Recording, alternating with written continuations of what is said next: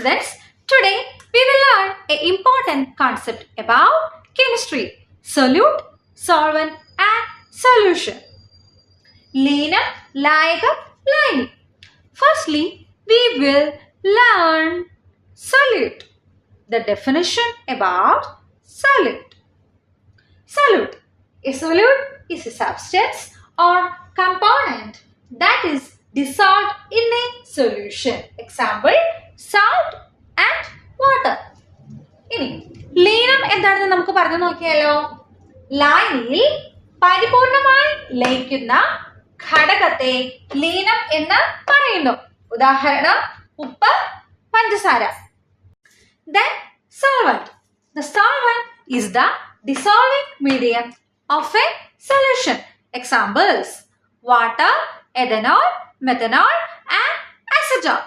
Water is a universal solvent. ഇനി ലായകം എന്താണെന്ന് പറഞ്ഞു നോക്കിയാലോ. ലായനിയിൽ ലീനത്തെ പരിപൂർണമായി ലയിപ്പിക്കുന്ന ഘടകത്തെ ലായകമെന്ന് പറയുന്നു. ഉദാഹരണം ജലം, മെഥനോൾ, എഥനോൾ, പിന്നെ അസറ്റോൺ. ഈ ഭാഗം മനസ്സിലായില്ലേ? Then solution. A solution is a mixture of two or more substances are homogeneous. Example, air in atmosphere, vinegar, saline solution and alloys. ഇനി ലൈൻ എന്താണെന്ന് പറഞ്ഞു നോക്കിയാലോ. എന്താണ്? രണ്ടോ അതിലധികമോ ഘടക പദാർത്ഥങ്ങൾ ചേർന്നുണ്ടാകുന്ന ഒരു ഏകാത്മക മിശ്രിതമാണ് ലൈനി. ഇനി ഉദാഹരണങ്ങൾ പറഞ്ഞു നോക്കിയാലോ. വായു, വിനാഗിരി, ഉപ്പുവെള്ളം, ലോഹമിശ്രിതങ്ങൾ അഥവാ ലോഹക്കൂട്ടുകൾ. ഈ ഭാഗം മനസ്സിലായില്ലേ? Then characteristics of solute. ലീനത്തിന്റെ സവിശേഷതകൾ. ഈ ഭാഗം നമുക്ക് മനസ്സിലാക്കി നോക്കിയാലോ. Solute found in solid, liquid and gaseous state. The particles of solute in a solution cannot be seen by eyes. Solute component is very lesser extent in a solution. Last one, the solute from a solution cannot be separated by filtration. ഇനി സവിശേഷതകൾ നമുക്ക് പറഞ്ഞു നോക്കണ്ടേ.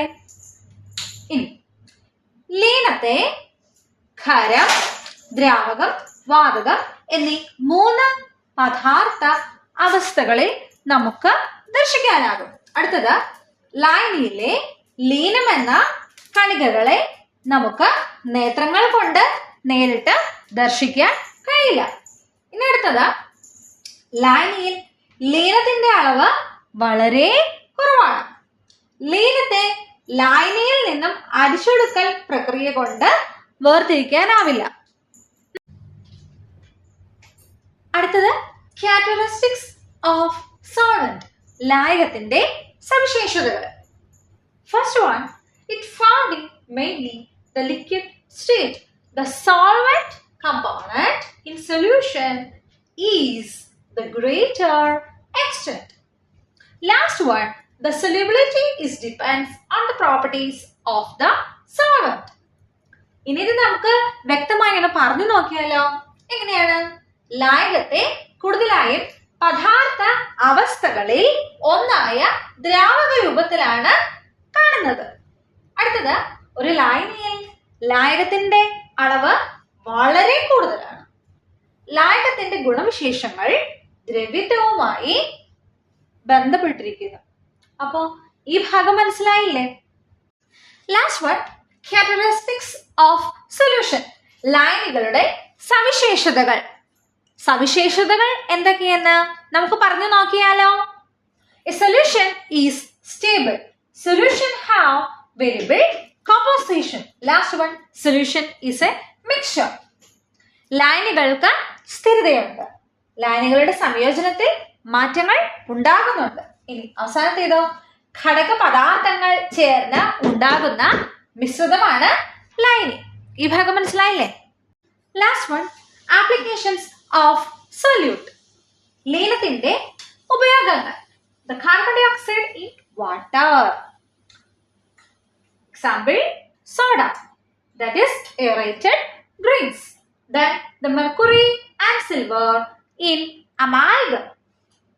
The salt found in seawater, that is salt used in foods. അതായത് ജലത്തിലെ carbon dye ഓക്സൈഡിന്റെ സാന്നിധ്യം കൊണ്ട് നമ്മൾ പാനീയങ്ങൾ നിർമ്മിക്കുന്നു. അതായത് എന്താണ്? സോഡ പോലെയുള്ള പാനീയങ്ങൾ. അടുത്തത് മെർക്കുറിയും വെള്ളിയൊക്കെ ചേർന്നിട്ടുള്ള അമാൽഗം, അത് ഉപയോഗിക്കുന്നു. അടുത്തത് കടലിലെ ഉപ്പ് രാസപ്രക്രിയകളിലൂടെ, അതായത് രാസപ്രവർത്തനങ്ങളിലൂടെ നമ്മൾ വേർതിരിച്ച് ഭക്ഷ്യ നിർമ്മാണത്തിന് ഉപയോഗിക്കുന്നു. Next is applications of solvents. ലായകത്തിന്റെ ഉപയോഗങ്ങൾ. ഈ ഉപയോഗങ്ങൾ നമുക്ക് മനസ്സിലാക്കി നോക്കണ്ടേ? It used in dry cleaning, paints, nail polishes, removers, detergents and perfumes. Water is a universal solvent. It used for chemical industries. Last one, water in drinking and cleaning purposes. ഇനി dry ക്ലീനിങ്ങിന് പെയിന്റുകളായിട്ട് nail പോളിഷുകളില്, റിമൂവറുകളില്, ഡിറ്റർജന്റുകളില്, പെർഫ്യൂമുകളില് എല്ലാത്തിലും ഈ solvent ഉപയോഗിക്കുന്നുണ്ട്. പിന്നെ ഏറ്റവും വലിയ solvent എന്താണ്? ജലം. ഏറ്റവും വലിയ ലായകമാണ്, നമ്മൾ ഏറ്റവും കൂടുതൽ ഉപയോഗിക്കുന്ന ലായകമാണ് ജലം. ഇത് രാസവ്യവസായങ്ങളിൽ എല്ലാം ഉപയോഗിക്കുന്നു. സകല വ്യവസായ മേഖലകളിലും ജലം അത് ഒഴിച്ചുകൂടാനാവാത്തൊരു ഘടകമാണ്. ഇനി അതിലും ഏറ്റവും നമുക്ക് നിത്യജീവിതത്തിൽ ആവശ്യമുള്ളത് എന്താണ്? ജലം നമുക്ക് കുടിക്കാന്, പിന്നെ അതുപോലെ നമ്മുടെ ശുചീകരണ പ്രവർത്തനങ്ങൾക്ക് എല്ലാത്തിനും ഉപയോഗിക്കുന്നുണ്ട്. അപ്പോൾ ഇതൊക്കെയാണ് സോൾവെന്റിന്റെ ഏറ്റവും പ്രധാനപ്പെട്ട ഉപയോഗങ്ങൾ. ഇനിയും കുറേയുമുണ്ട്. The last one is applications of solution. ലായനിയുടെ ഉപയോഗങ്ങൾ. It used in chemical synthesis. Acids, bases and solvents are just like solutions. It used for chemical monitoring. Last one, it used in daily life. Uses saline solution, that is medicines, then cleaning agents like kitchen cleaners, soap, liquids, etc. അതായത് രാസപ്രക്രിയകളിൽ ഇത്തരം ലായനികൾ ഉപയോഗിക്കുന്നുണ്ട്. ഇനി അടുത്തത് ആസിഡുകൾ, ആൽക്കലികൾ, ലായകങ്ങൾ, ഇവയെല്ലാം ലായനികളുടെ പോലെ തന്നെയാണ് ഇരിക്കുന്നത്, അല്ലെ? അപ്പോ ഈ ലായനികളുടെ ഉപയോഗങ്ങളെല്ലാം ഇവ കാണിക്കുന്നുമുണ്ട്. അപ്പൊ ഇത്തരം കാര്യങ്ങളെല്ലാം രാസപ്രവർത്തനങ്ങളിൽ എല്ലാം ഉപയോഗിക്കുന്നുണ്ട്. ഇനി അടുത്തത് രാസപ്രവർത്തന നിരീക്ഷണങ്ങൾക്ക് ഇവയെല്ലാം ഉപയോഗിക്കുന്നുണ്ട്. ഇനി ഏറ്റവും അവസാനമായിട്ടോ നമ്മുടെ നിത്യജീവിതത്തിൽ കൂടുതലായി ഉപയോഗിക്കുന്നുണ്ട്. അതായത് മരുന്നുകൾ, നമ്മൾ കുടിക്കുന്ന ജ്യൂസുകൾ,